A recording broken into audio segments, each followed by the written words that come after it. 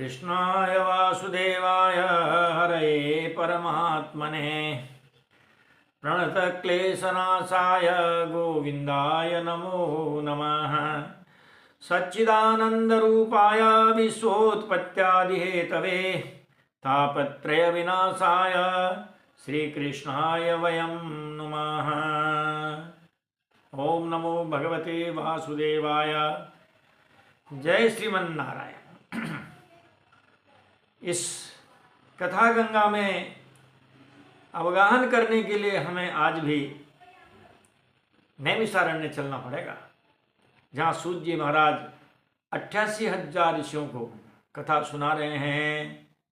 कल की कथा में सूत जी महाराज ने आपको बताया था कि श्रृंगी ऋषि को साप लगा, उनसे अपराध हुआ, शिकार खेलने गए थे, भूख प्यास लगी, सभी ऋषि के आश्रम में आए, महाराज ध्यान में थे और कुछ उनको मिला नहीं, गुस्सा आया, मरा सांप गले में डाला और चल दिए, ऋषि को भला बुरा कहते हुए। बालक ने सुना, उनके बच्चे ने, और उसने श्राप दे दिया। और इस प्रकार उसके श्राप का समर्थन पिता समीक ऋषि ने किया नहीं, उनको तीर्थ यात्रा के लिए भेज दिया। राजा जब अपने घर पहुंचा, महल में पहुंचा, तो वहां उसको कुछ बात याद भी आई, और इधर समीक ऋषि ने गौरमुख नामक अपने शिष्य को सांप का वृत्तांत कहने के लिए राजा के पास भेज दिया। अब आज 19वां अध्याय चलेगा। 19वें अध्याय कथा हम आपको सुनाएंगे। परीक्षित का अनशन व्रत होगा और सुखदेव जी महाराज का आगमन होगा। सूत उवाच महीपतिस्त्वत्तत्कर्मगर्यं विचिन्तयन्गात्मकृतं सुदुर्मनाः। अहो मया नीचमनार्यवत्कृतं निरागसी ब्रह्मणि गूढ़तेजसी। कहते हैं महाराज, महीपति तु अथ तत्कर्मगर्यं विचिन्तयन् आत्मकृतम तत्कर्मगर्यं विचिन्तयन्। महाराज परीक्षित जी महाराज ने अपने द्वारा किए गए उस नीच कर्म का विचार किया। जब नीच कर्म का विचार किया, यही तो कर्म नीच किया कि यार अपन ने उन महाराज जी के गले में मरा सांप डाल दिया। सुदुर्मना, बहुत पश्चाताप किया, बहुत पछताए। अहो मया नीचमनार्यवत्कृतं, अरे मेरे द्वारा अनार्य कृतम, नीचम अनार्य कृतम, मैंने तो नीच कर्म किया, अनार्यों की भांति, दुष्टों की भांति। कहते हैं मैंने ऐसा काम किया कि उन महात्मा जी के गले में मरा सांप डाल दिया। महात्मा जी कैसे थे? निरागसी। महाराज उन्होंने तो मेरा कोई अपराध नहीं किया था। जो भिक्षा जो होती है वो अधिकार नहीं होता, वो तो दानी दाता की कृपा के ऊपर है। कोई आपके घर आकर के आपसे मांग ले कि महाराज आप हमको 5,000 रुपये का चेक दो, तो ऐसा थोड़ी कि आप उनको 5,000 का चेक दे दोगे। ठीक है, उसने मांग लिया, जो आपकी इच्छा हो जो आप दे दो। कहा मैंने तो उनसे मांगा था, लेकिन चूंकि उन्होंने मेरा कोई अपराध किया नहीं था, और गूढ़ तेजसी, महाराज उनके अंदर तो ऐसा गुप्त तेज है कि महाराज तो मुझे जला भी सकते थे, लेकिन उन्होंने मेरा कुछ अपराध किया नहीं, मैंने उनके प्रति बड़ा अपराध किया। राजा पश्चाताप की अग्नि में जलने लगा। ध्रुवम ततो में कृतदेव हेलनात् दुरत्ययं व्यसनं नाति दीर्घात् कामं तदस्तु कामं त्वगनिष्कृताय मे तथा यथा न कुर्यां पुनरेव मद्धा। ततः इसके बाद ये हुआ, मैं कृतदेव हेलनाथ, मैंने उस ब्राह्मण देव का जो मैंने अपमान किया, उससे नाति दीर्घात दुरत्ययम व्यसनम, निश्चय ही कोई न कोई भयंकर विपत्ति मेरे ऊपर आएगी। राजा कहता है वो आनी भी चाहिए, तदस्तु, वो विपत्ति मेरे ऊपर आवे, इससे क्या होगा? कहते हैं मैं अगर निष्कृताय कामम अस्तु, वो मेरे इन पापों के प्रायश्चित के लिए पर्याप्त होगी।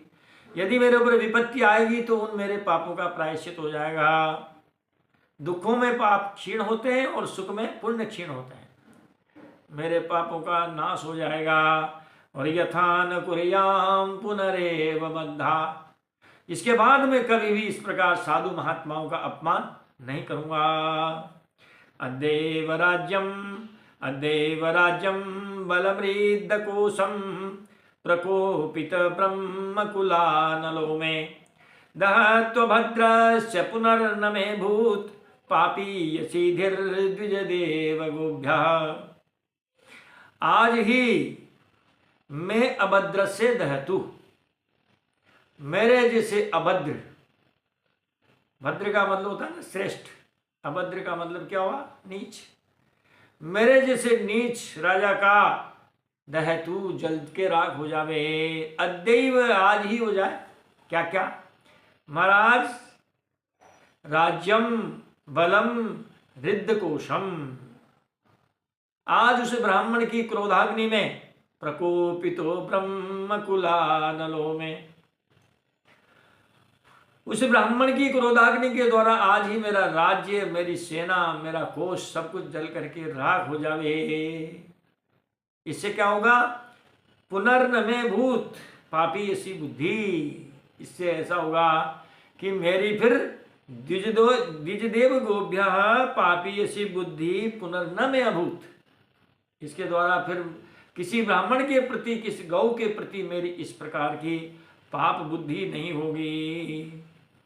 सचिंतयन्नेत्तमता शृणोद यथा मुनेः सुतोक्तो निरतिस्तक्षकाख्यः ससाधु मेने न चिरेण तक्षकात् अलम प्रसक्तस्य विरक्ति कारणम।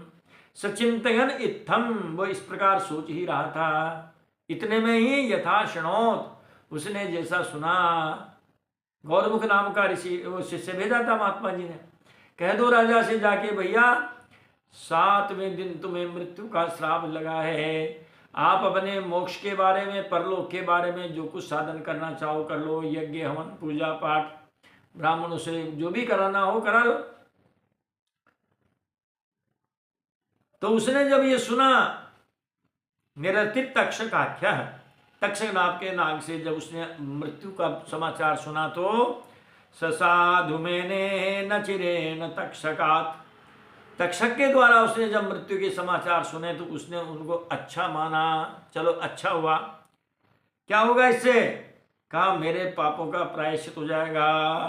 अलम प्रसक्तस्य विरक्ति कारणम, और प्रसक्तस्य इति आसक्तस्य, जो मेरी जो गृहादि में राजरानी, राजधानी, राजपुत्र, राजपुत्री, इनमें जो मेरी आसक्ति है महाराज, कहते हैं ये जो मेरी आसक्ति है, इस आसक्ति से विरक्ति कारणम, विरक्ति का कारण बन जाएगा। मैं इनसे, जब मान लो किसी व्यक्ति को डॉक्टर साहब कह दें कि भैया ठीक आज से 7वें दिन तुम्हारी मृत्यु होगी, आपको कैंसर की अंतिम स्टेज है, आपको हार्ट अटैक होगा 7 दिन में, 7वें दिन, कहो साहब क्या उसका खाने पीने में मन लगेगा? उसका किसी में भी मन नहीं लगेगा, परमात्मा में मन लग जाएगा, विरक्ति हो जाएगी संसार से। तो कहते हैं भैया, विचार कर रहा है राजा कि इससे अच्छा होगा कि मुझ जैसे आसक्त व्यक्ति का और इस मृत्यु के द्वारा विरक्ति का कारण बन जाएगा। अथो विहाये मममुं च लोकम विमर्शितो है यतया पुरस्तात् कृष्णांग्रि सेवा मदिमन्यमान उपाविशत् प्रायमर्त्य नद्याम। अथो विहाय, इसके बाद उसने छोड़ दिया, आसक्ति छोड़ दी, भोगों को छोड़ दिया। इमम अमुम च लोकम, इमम लोकम अमुम च लोकम, कहते हैं महाराज हमारे यहाँ तो 2 लोक हैं, यह लोक भी है और परलोक भी है। राजा ने यहाँ के तो भोगों को छोड़ा ही सही, कहते हैं परलोक के भोगों को भी छोड़ दिया, क्योंकि वहां भी तो भोग हैं, और फिर परलोक में, स्वर्ग में तो भोग ही भोग है। ये तो फिर भी हमारी कर्म भूमि भोग भूमि है, वो तो भोग भूमि ही है। और चूंकि कब तक भोग भूमि है? जब तक हमारे पुण्य है। क्षीण पुण्य मर्त्य लोकम विसंधि, वहां से तो बहुत गिर गए। क्या राजा ययाति नहीं गिरा? सुरकुरते जनु कशमु ययाति, बताओ गोस्वामी तुलसीदास जी लिखते पहले। क्या राजा नहुस नहीं गिरे? गिर गए महाराज। तो कहते हैं उसने यह लोक और परलोक, इमम लोकम अमुम च लोकम, इस लोक और परलोक की इच्छा भोग को सब छोड़ दिया। विमर्शितो हेयतया पुरस्तात्, क्योंकि ये बात उसने पहले ही जान ली थी।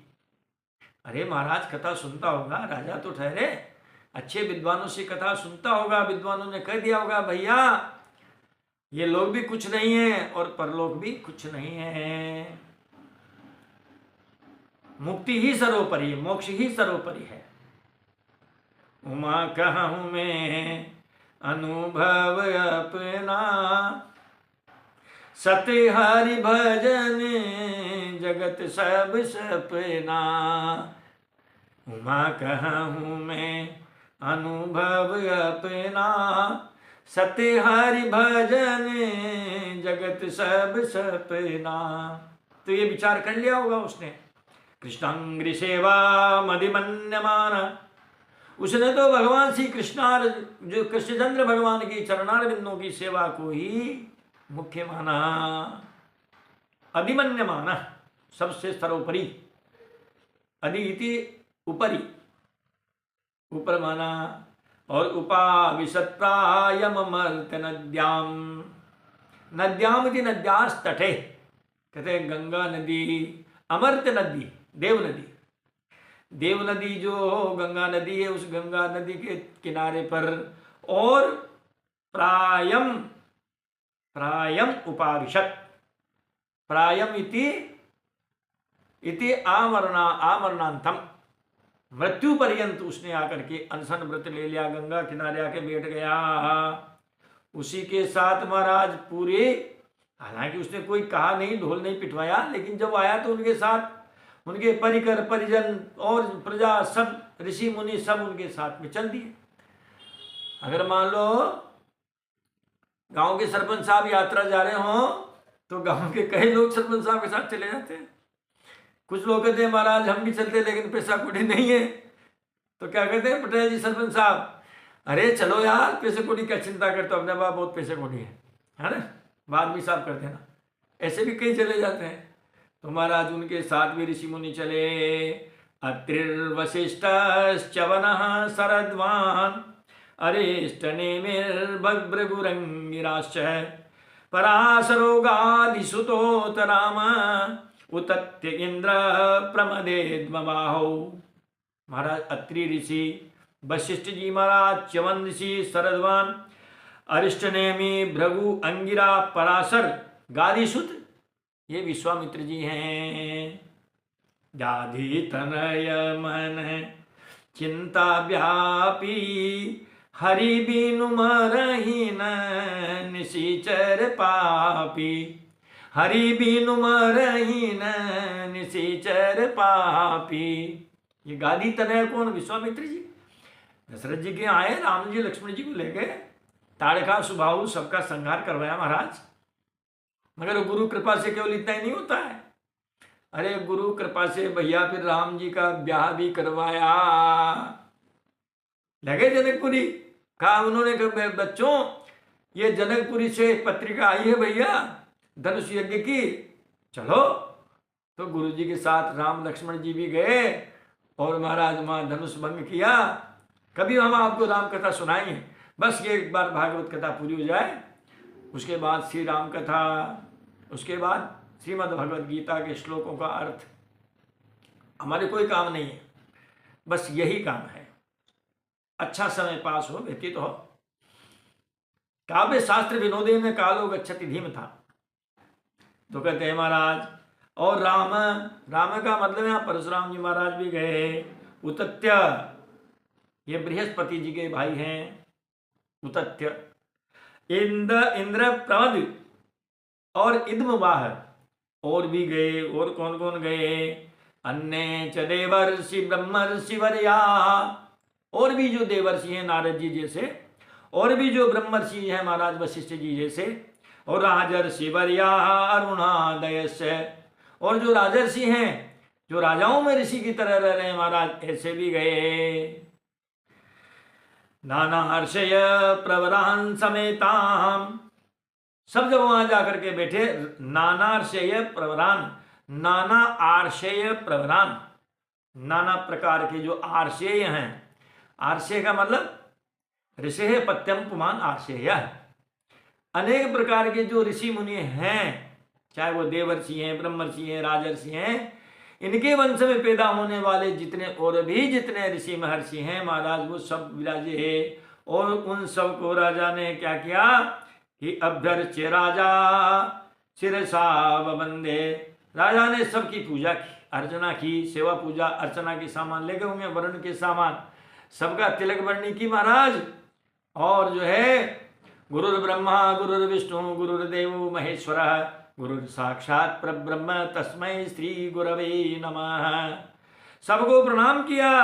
और प्रणाम करने के बाद राजा कहने लगा, सर्वे वयम तावदिहास्महेद्य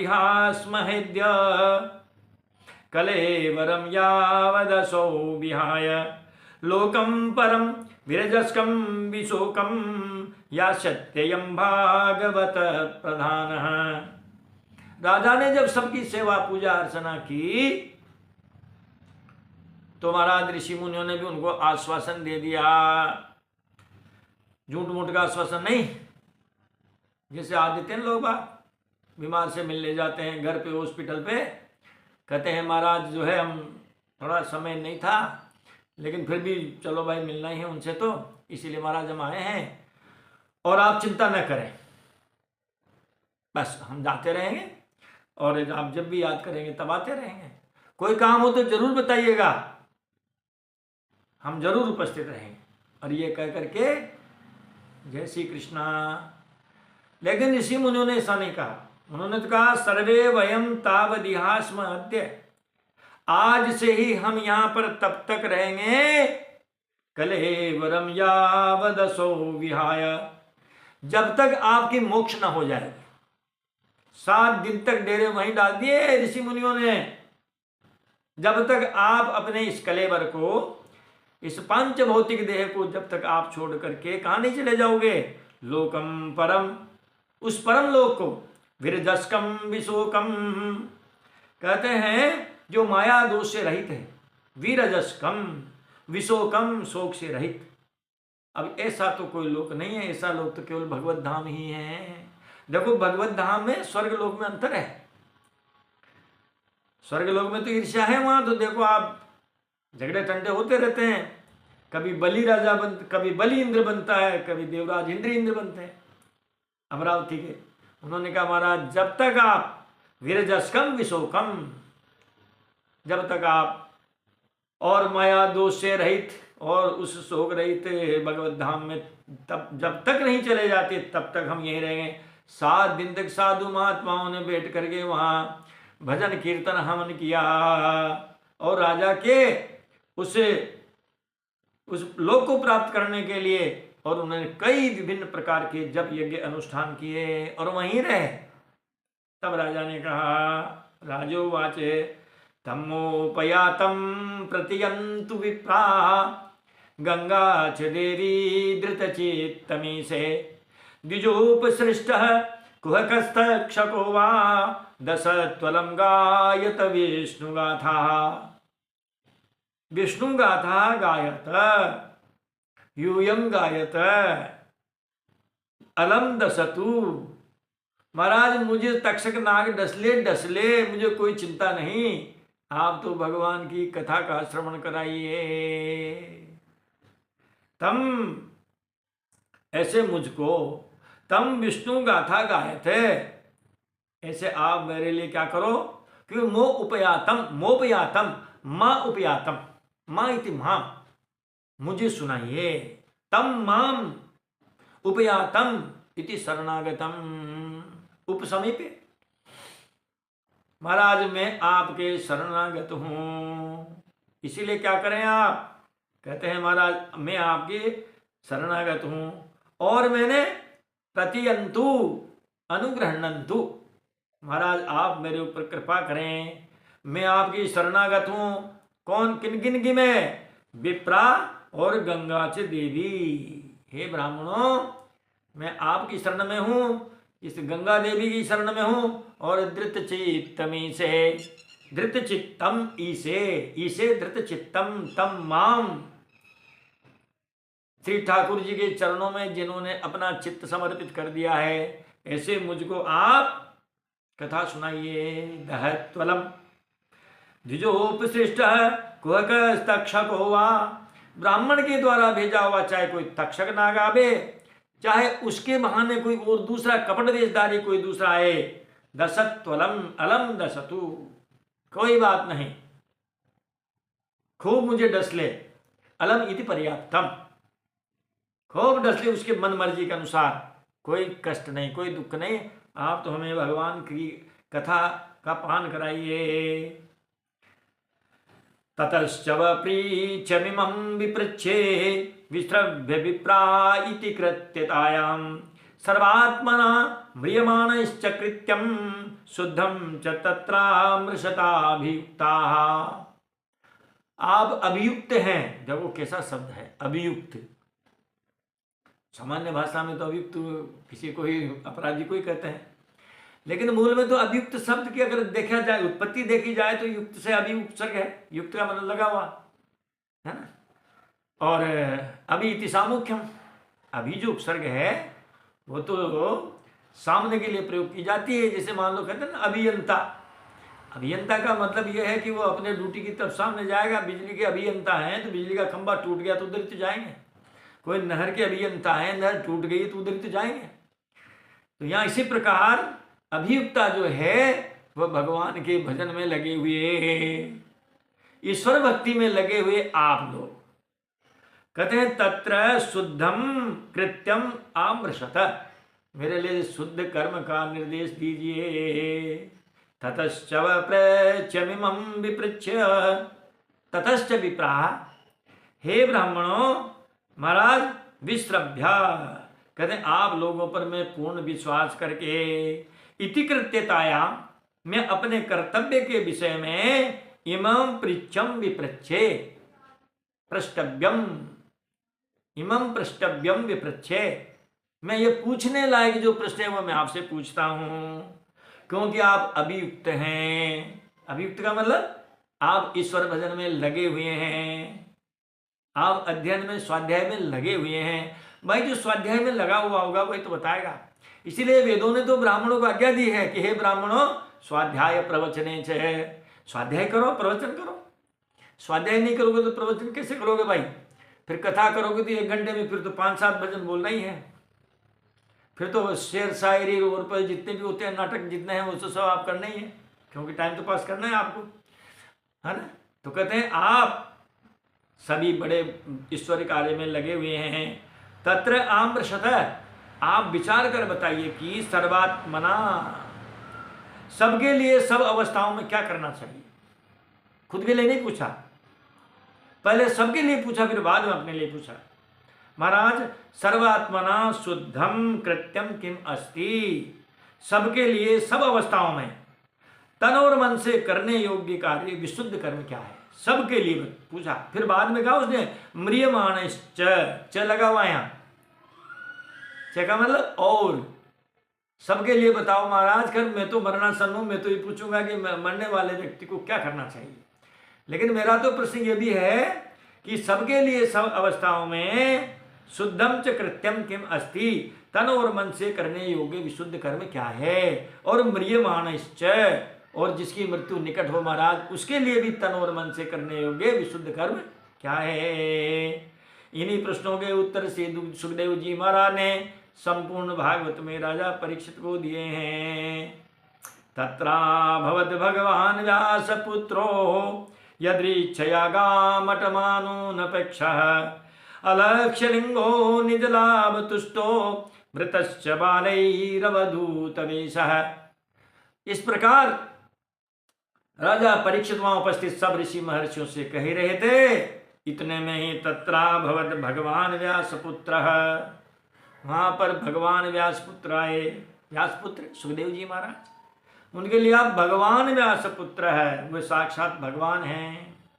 षडेश्वर्य संपन्न ऐसे जो सुखदेव जी के पुत्र हैं, सुखदेव जी महाराज पधारे। बुलाया नहीं उनको, यदृच्छया स्वेच्छया, अपनी इच्छा से आए। गाम अटमानो अनपेक्षा है, अनपेक्षा है, न अपेक्षा इति अनपेक्षा है, किसी की कोई अपेक्षा नहीं। गाम अटमान है, कहते हैं पृथ्वी पर घूमते हुए।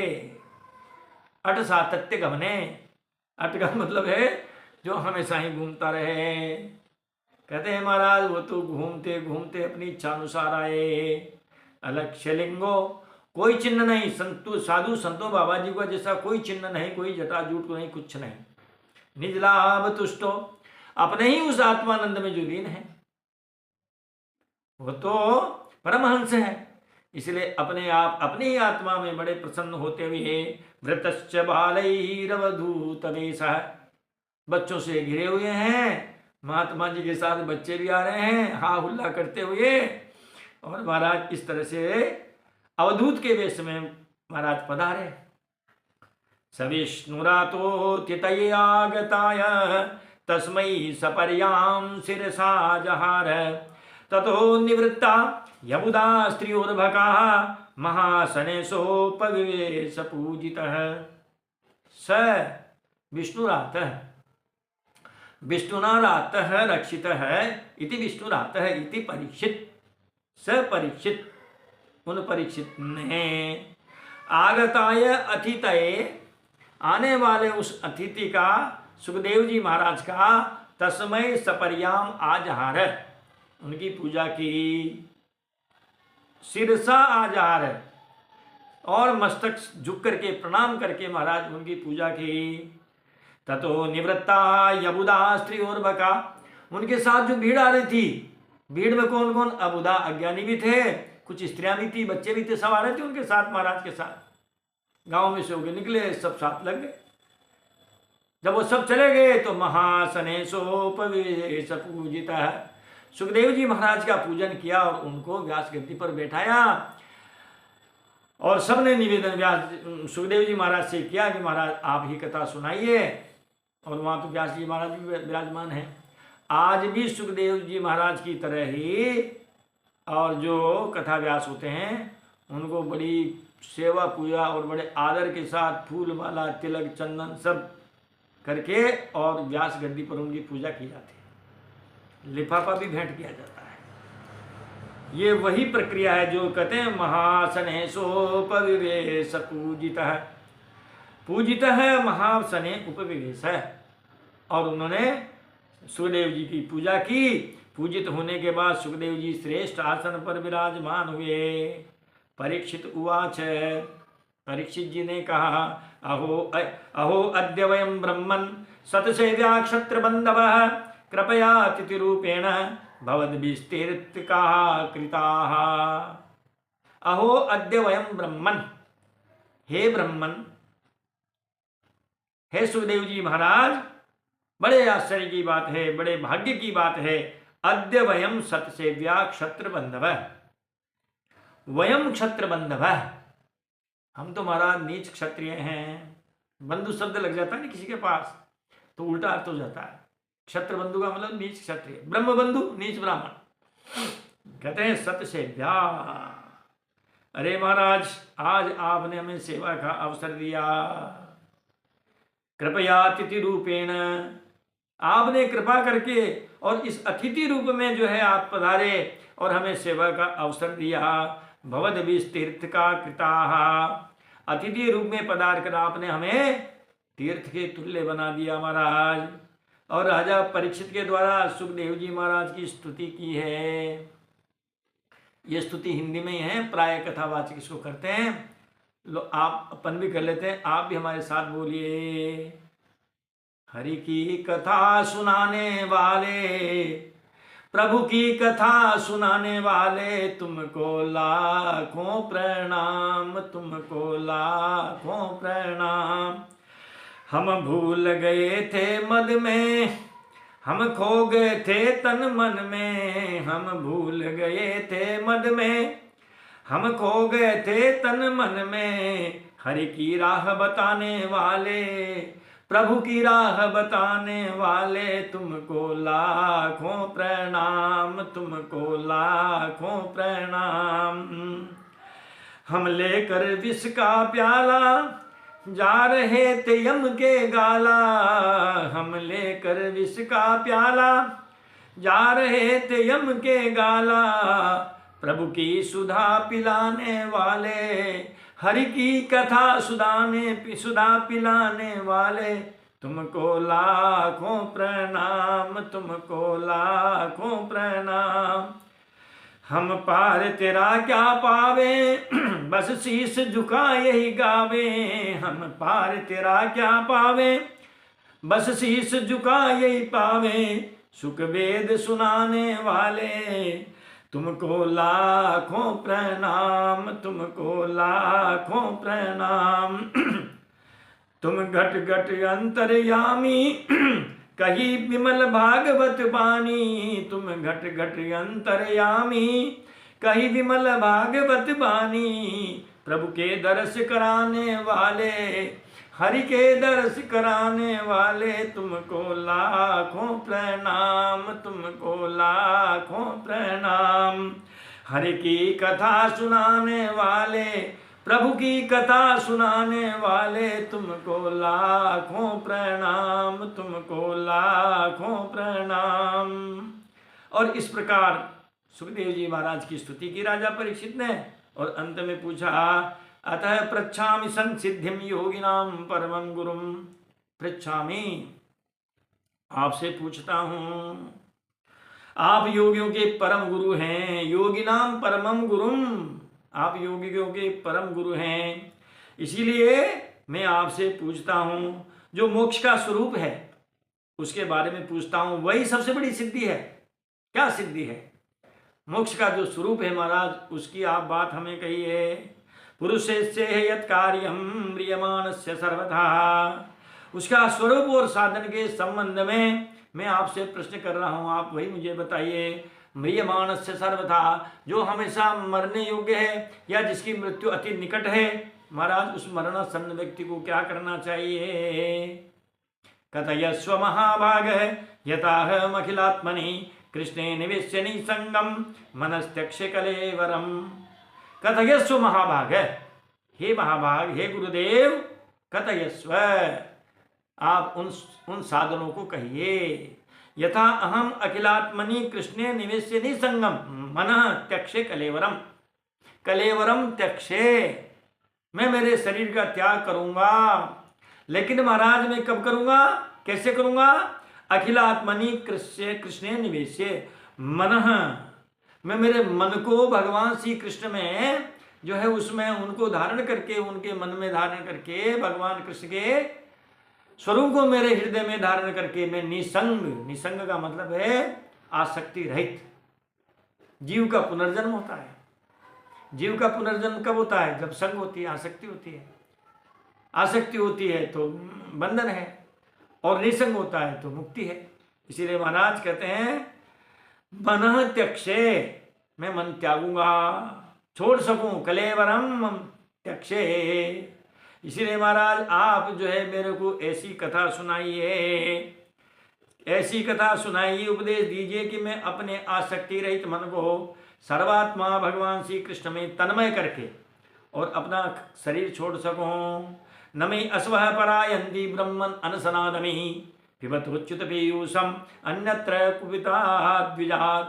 न मे अस्वः परायन्ति, मेरे प्राण नहीं निकल सकते महाराज।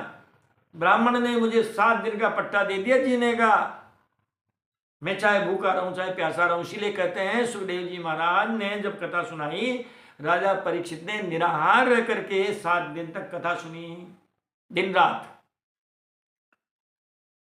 क्योंकि उनको श्राप था कि 7वें दिन। तो महाराज यहीं पर करें ये भी, हालांकि 19वें अध्याय का श्लोक नहीं है, वो पहला भी नहीं, ये भी नहीं है, दोनों श्लोक बात किए है। ये दूसरे अध्याय के 8वें, दूसरे स्कंद के 8वें जो अध्याय है उसका श्लोक है, एक तीसरा श्लोक है, एक 22वां श्लोक है। न मे अस्वः परायन्ति, मेरे प्राण नहीं छूटेंगे। ब्रह्मन अनसनादमि, अमी अस्वः, अमी प्राणा, ये जो मेरे प्राण हैं ये प्राण नहीं छूटेंगे महाराज। मैं चाहे भूखा रहूं चाहे प्यासा रहूं, पिबतोच्युत पीयूषम, मैं आपके मुखार बिंद से और निर्झर जो झरना जो बह रहा है कथामृत का, इस कथामृत का मैं पान कर रहा हूं महाराज। अन्यत्र कुपिता द्विजात, जो कुपित ब्राह्मण जो साप दिए हैं महाराज, उन साप के अलावा कहते हैं किसी भी कारण से मेरी मृत्यु नहीं हो सकती, मेरे प्राण नहीं जा सकते। आप तो निश्चिंत होकर के महाराज हमें कथा सुनाइए। तो कहते हैं कि महाराज परीक्षित जी के 2 प्रश्न हैं, आप ठीक से देख लीजिए। पहले तो जीव को सदा सर्वदा अपने कर्तव्य के विषय में क्या करना चाहिए। नंबर 2, जो व्यक्ति थोड़े ही समय में मरने वाले उन्हें क्या करना चाहिए। तब महाराज सुखदेव जी ने कहा, भाई राजन तुमने अब तक क्या किया। उन्होंने कहा महाराज अब तक तो शिकार खेला, राज किया, और क्या है, कुछ नहीं किया।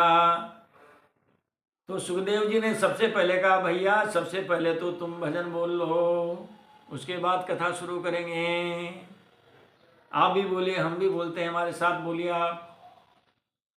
सीताराम सीताराम सीताराम कहिए, जाहि विधि राखे राम ताई विधि रहिए। सीताराम सीताराम सीताराम कहिए, जाहि विधि राखे राम ताई विधि रहिए। मुख में हो राम नाम, राम से हाथ में, तू अकेला नहीं प्यारे राम तेरे साथ में। विधि का विधान जाने हानि लाभ सहिए, जाहि विधि राखे राम ताई विधि रहिए। किया अभिमान तो फिर मान नहीं पाएगा, होगा प्यारे वही जो श्री राम जी को भाएगा। फल का सत्याग शुभ कर्म करते रहिए, जाहि विधि राखे राम ताई विधि रहिए। जिंदगी की डोर सौंप हाथ दीनानाथ के, महलों में राखे चाहे झोंपड़ी में बास दे। धन्यवाद निर्विवाद राम राम कहिए, जाहि विधि राखे राम ताई विधि रहिए। आशा एक राम जी की दूजी आशा छोड़ दे, नाता एक राम जी से दूजा नाता तोड़ दे। साधु संग राम रंग अंग अंग रंगिए, जाहि विधि राखे राम ताई विधि कही रही है। सीताराम सीताराम सीताराम कहिए, जाहि विधि राखे राम ताई विधि रही है। भोले बाकी बिहार लाल की जय। सूत जी महाराज कहते हैं सौनकादि ऋषियों से कि एवं भाषितः पृष्ठः सराज्ञा लक्ष्मण या गिरा, प्रत्यभाषत धर्मज्ञो भगवान बादरायणी। भगवान बादरायणी, बादरायण जो है ये भगवान व्यास जी का नाम है, इसीलिए व्यास जी के पुत्र हैं, इसलिए इनका नाम रखा बादरायणी, भगवान बादरायणी।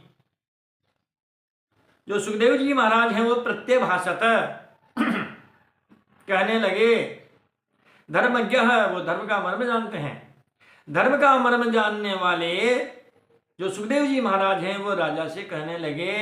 अब भागवत शुरू होती है महाराज, यहां तक तो प्रस्तावना थी, गीता जी में प्रस्तावना है। पहला अध्याय प्रस्तावना, दूसरे अध्याय के शायद 9 या 10 श्लोक तक है प्रस्तावना। फिर आते हैं श्री भगवान वाच अशोच्यानन्वशोचस्त्वं प्रज्ञावादांश्च वाससे गतासून गतासूंश्च नान शोचन्ति पंडिताः। यहां से प्रवचन है। रामचरितमानस में पहले प्रस्तावना है महाराज, करीब 30-35 दोहे तक तो प्रस्तावना ही। फिर उसके बाद में जब सती चरित्र कहते हैं, याज्ञवल्क्य के महाराज जब भरद्वाज जी से सती चरित्र जब कहते हैं तब रामायण रामचरितमानस शुरू थी। तो ये तो भूमिका है, प्रस्तावना, उपोद्घात। सएव मां भाषित है पृष्ठ है। उसने जब राजा ने जब इस प्रकार के प्रश्न पूछे तो राज्ञा लक्ष्मण या गिरा, राज्ञा से पृष्ठ है, हमारे श्रोताओं में तो कई संस्कृत के विद्वान हैं महाराज। हमारे कैलाश जी शास्त्री हैं, रामेश्वर जी शास्त्री हैं, बहवः शास्त्रिणः सन्ति अत्र श्रोतारः। इसीलिए हमको तो बड़ा आनंद आता है इसमें महाराज। ये कर्म वाच्य में लिखा है इन्होंने यहां, क्या राज्ञा से पृष्ठ। महाराज राजा के द्वारा वो पूछे गए, कहते हैं राजा ने, अर्थात राजा ने जब पूछा, किसमें पूछा? सलक्ष्मया गिरा, बड़ी कोमल वाणी में, बड़ी मधुर वाणी में इस प्रकार संभाषण एवं प्रश्न किए। तब धर्म के मर्म को जानने वाले सुखदेव जी महाराज राजा परीक्षित से उनका उत्तर देने लगे। और इति प्रथम स्कंध समाप्त है, यहाँ प्रथम स्कंद समाप्त होता है। कल से द्वितीय स्कंद में हम प्रवेश करेंगे। तब तक के लिए जय श्री कृष्ण। कथा आपको अच्छी लगती हो तो इसको आगे से आगे बढ़ावें। क्या कहते हैं उसको शेयर करना, और भी पता नहीं क्या क्या होते हैं, मैं तो जानता नहीं हूँ, लेकिन जो भी होते हों आप लोग सब इसका प्रचार प्रसार करें, यही हम आपसे आशा रखते हैं। और ठाकुर जी से आप सबको सकुशल और आनंद मंगल में रहने की कामना करते हैं। जय जय श्री कृष्ण, जय जय श्रीमन नारायण, जय श्रीमन नारायण।